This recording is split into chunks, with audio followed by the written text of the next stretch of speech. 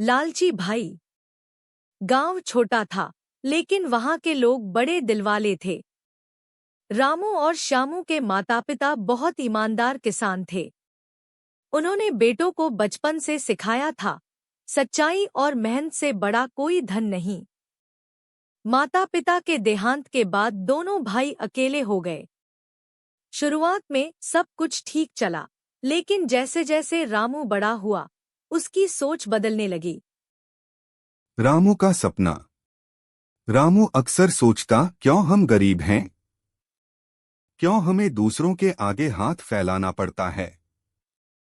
अगर मैं अमीर बन जाऊं तो मुझे किसी की बात नहीं सुननी पड़ेगी। श्यामू उसे समझाता, भैया, गरीब होना बुरा नहीं है, मेहनती होना जरूरी है। एक दिन हमारी मेहनत रंग लाएगी। लेकिन रामू के मन में बस पैसा कमाने की आग लगी रहती। सेठ से मुलाकात। गांव का सेठ चालाक था। उसने रामू की कमजोरी पहचान ली।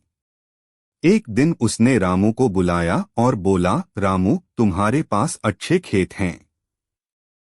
मैं उन्हें ऊंची कीमत पर खरीदने को तैयार हूं।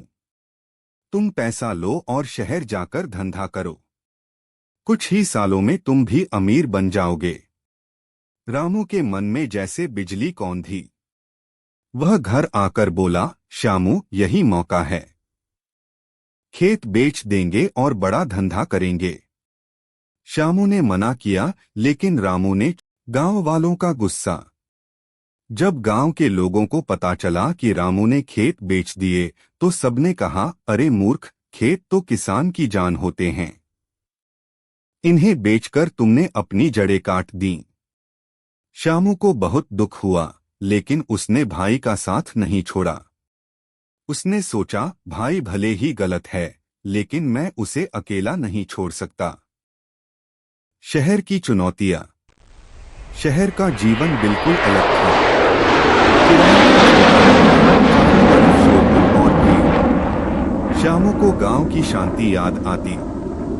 रामू ने धंधा शुरू किया, लेकिन जल्दी मुनाफे की लालच में गलत रास्ते पर चल पड़ा। उसने नकली तौल से अनाज बेचना शुरू किया। कुछ महीनों तक खूब कमाई हुई, लेकिन एक दिन नगर सेठ ने उसकी दुकान की शिकायत कर दी। पुलिस आई और भारी जुर्माना लगाकर दुकान बंद कर दी। रामू का पतन। रामू गुस्से में बोला, ये सब मेरी किस्मत का खेल है। मैं जुआ खेलकर पैसे वापस लाऊंगा। श्यामू ने रोका, लेकिन रामू नहीं माना। कुछ ही दिनों में वह सब पैसे हार बैठा। खाना तक मुश्किल हो गया। श्यामू दिन रात काम करता रहा, कभी ईंट ढोता, कभी सब्जी बेचता। उसके चेहरे पर थकान थी, लेकिन मन में उम्मीद थी। रामू की गलती का एहसास। एक दिन रामू बीमार पड़ गया। डॉक्टर ने कहा, इनका शरीर कमजोर हो गया है।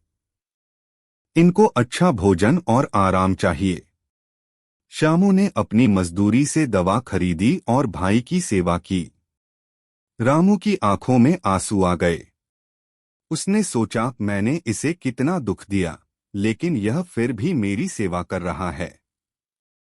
रामू ने श्यामू का हाथ पकड़कर कहा, भाई, मैं बदल जाऊंगा। मुझे फिर से मेहनत करना सिखाओ। श्यामू ने मुस्कुराते हुए कहा, भैया, देर आए दुरुस्त आए।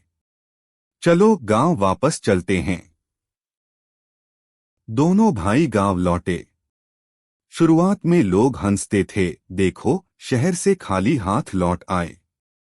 लेकिन श्यामू ने मेहनत से छोटा खेत किराए पर लिया। रामू भी उसके साथ सुबह शाम हल चलाने लगा। धीरे धीरे उनके खेत में अच्छा अनाज उगने लगा। उनकी आर्थिक स्थिति सुधरने लगी। रामू अब गांव के बच्चों को सिखाता, बच्चों, लालच मत करना। मेहनत ही सबसे बड़ा धन है। गांव के लोग भी कहते, देखो, जिसने खेत बेचे थे, अब वही सबसे अच्छा किसान बन गया। कहानी का चरम और मोड़। एक दिन वही सेठ आया जिसने उनके खेत खरीदे थे। अब उसके खेतों में कीड़े लग गए थे और फसल खराब हो गई थी। सेठ बोला, रामू, मैं तुम्हारे जैसे मेहनती आदमी को अपने खेत का मालिक बनाना चाहता हूँ। आओ, ये खेत तुम्हें वापस दे दूं। रामू ने खेत वापस ले लिए। अब उनके पास पहले से ज्यादा जमीन थी। रामू ने श्यामू से कहा, भाई, ये सब तुम्हारी मेहनत और सच्चाई का फल है। अगर तुम न होते तो मैं आज भी भटक रहा होता। श्यामू ने हंसते हुए कहा, भैया, परिवार का यही काम है, एक दूसरे को संभालना। शिक्षा, लालच और गलत रास्ता हमेशा पतन की ओर ले जाता है। सच्चाई, धैर्य और मेहनत से जीवन फिर से संवारा जा सकता है। परिवार का साथ ही सबसे बड़ी ताकत है।